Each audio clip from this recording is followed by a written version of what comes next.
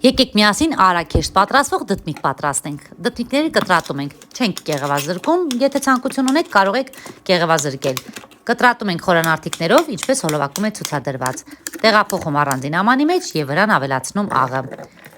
Խառնում ենք, թավան լավ տաքացնում, ավելացնում բուսայուղ եւ մեր դդմիկները պետք է տապակել մեկ շերտով։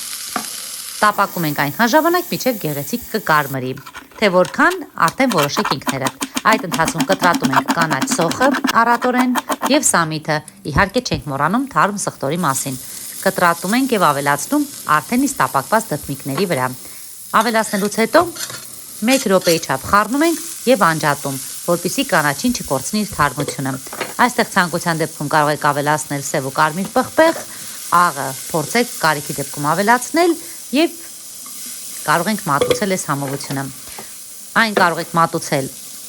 ինչպես թթվասերով, ինչպես առանց թթվասերի, ահա այսպես կունջութով եւ կարող եք մատուցել նաեւ քամած մածունով։ Որոշեք ինքներդ եւ թողեք մեկնաբանություններ։